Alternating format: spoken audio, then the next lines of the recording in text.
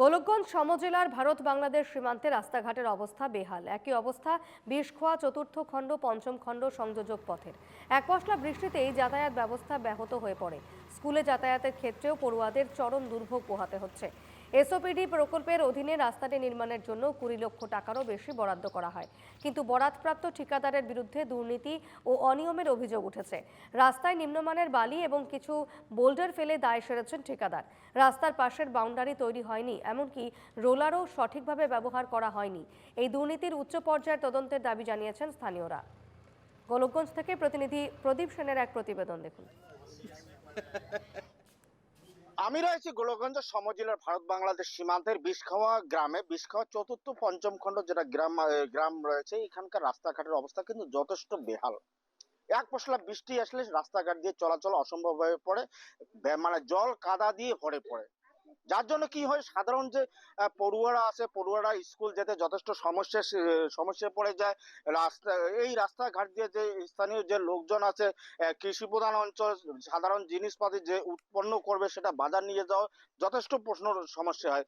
যাতে দীর্ঘদিন আবেদন নিবেদন জানানোর পরে কিন্তু সরকার থেকে এসওপিডি আসনির থেকে বরাদ্দ করেছিল 20 লক্ষাধিক টাকা একটা রাস্তা বানানোর জন্য, পাকা রাস্তা নির্মাণ। কিন্তু রাস্তাটা যে দায়িত্ব রয়েছে ঠিকাদার, সে ঠিকাদারের কিন্তু একদম চরম মইমতালের জন্য আজকে মানে দীর্ঘদিন থেকে কাম যথেষ্ট মানে স্লো গতিতে আরম্ভ হয়েছে। তারপর রাস্তার যেটা নির্মাণের যেটা মানে জিনিস ম্যাটেরিয়ালস যথেষ্ট নিম্নমানের, শিলবালা নিম্নমানের, যে সাইজের শিল ফেলানোর প্রয়োজন সেই সাইজের শিল ফেলানো হয় না। তারপরে রাস্তা যেটা সাইড বাম রয়েছে, সাইড বাম কিন্তু একদম সাইড বাম নাই, মানে কোন রকম রাস্তাটা মানে যেটা আর পাশটাও যতটুকু মানে যেটা স্কিমে রয়েছে সেই হিসেবে পাশ বানানো হয় নাই বলে অভিযোগ উঠছে।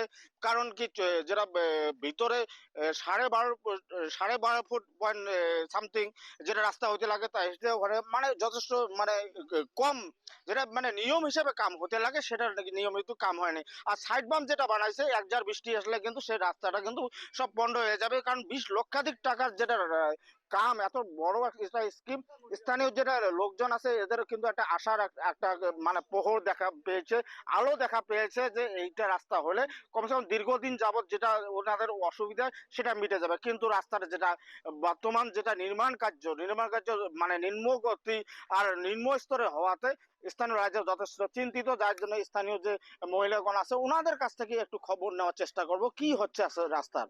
আচ্ছা, আপনার রাস্তা যে হচ্ছে কি অবস্থায় বর্তমান? আমার রাস্তাটা বহুত বেয়া চলিয়েছে। আমরা মানে বহুত দিন থেকে এমন রাস্তা ভুগিয়েছি যে রাস্তা খাল দম একদম মানে পানি একদম কাদো সাদো হয়ে থাকে। তো আমার টোটো যে আসবে অটুকু আমরা পাই না, আসার মতন ক্ষমতা নেই। আমার বাচ্চাকে আমরা স্কুলে নিয়ে যাই, ওই রাস্তার মাথা থেকে আমার হাঁটিয়ে আসা লাগে, এমন অবস্থা। তো আমরা ভাবিয়েছি যে রাস্তাটা হয়ে আছে, আমরা মানে পুরে ফুর্তি পাচ্ছি যে বলে রাস্তাটা হয়ে আছে বহুত দিন থেকে, হবে বহুত ভাল করে হবে। তো এমন ভাবে রাস্তার কাম হয়ে আছে, দুই সাইডেও আমার কোনো মানে বান নাই, কোনো নাই। তো সোজায় বালা শিল ফেলে আছে। তো ওইটাই হলে তো হবার নয় না, এলায় মানে ঝড়ি আসলে ওই পানি মানে শিল মানে পড়ে যাবে সবগুলো, মানে যাইবে। তো রাস্তাটা আমার সেম আরো বেয়া অবস্থা হয়ে গেল। আর এমন যে মালটা ফেলাইছে ওটিও কোনো ভাল মাল নয়, শিল বালা খালি শিল আর মানে মাটির মতো ওগুলো ফেলে দিছে। তো এগুলি মানে সব মানে 2 নম্বরই কামে চলিয়েছে, এমন টাইপের কন্ট্রাক্টর মানে এমন করে কাম করিয়েছে। আমার মানুষ তো এই পাকের মানুষ মানে কোনো বোঝা পায় না যে আমার রাস্তাটা হয়ে আছে, এটা নিয়ে মানে ফুর্তি পাচ্ছি আরো। কিন্তু কামটা যে কি চলিয়েছে, 2 দিন পরে যে আমার কি অবস্থাটা হবে, আরো রাস্তাটা যে ভাঙি যাবে, এইটাই কাইও ভাববে লাগছে না। তো এমন করে আমার রাস্তাটা নয় না, আমাকে যদি রাস্তাটা করিয়ে দেয় তো আমাকে ভাল করে দিলে হল। আমরা যাতে যাবার পাই, আসবের পাই, বাচ্চাকে নিয়ে পড়াশোনা, আমার বহুত কিছু কাম কাজ থাকে, যাতে আমরা ভাল করে সচরাচর চলাফেরা করবে পাই। আর রাস্তাটা যাতে আর মানে পরবর্তী যাতে এটা রাস্তা তো এটা তো মানে বেয়া যাতে হয় না, আমরা এটাই আশা করিয়েছি। হ্যাঁ, যথেষ্ট আবেদন, যথেষ্ট যুক্তিকর আবেদন যে অনেকদিন পরে একটা রাস্তার কাম আসছে, সেটা রাস্তার কাম যদি ভালো করে না হয় হয়তো কখন আসবে আর ঠিক নাই।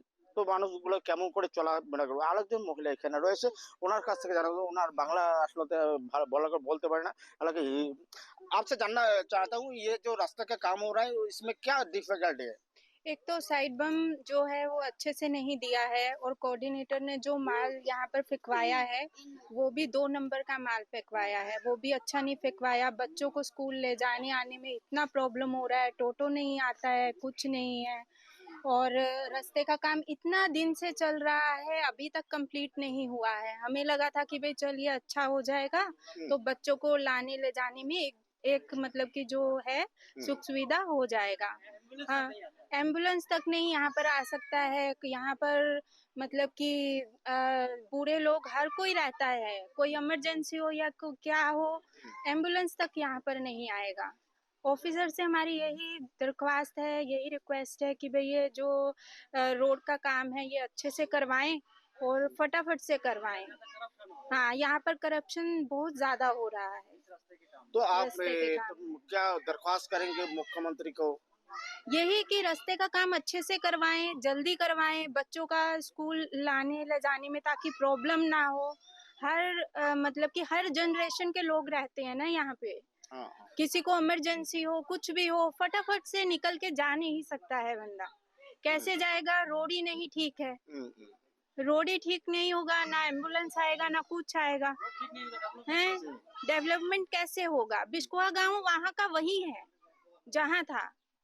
डेवलपमेंट तो तभी होगा ना जब सरकार हमारा साथ देगी और काम जो है जल्दी से होगा, तभी होगा ना सब।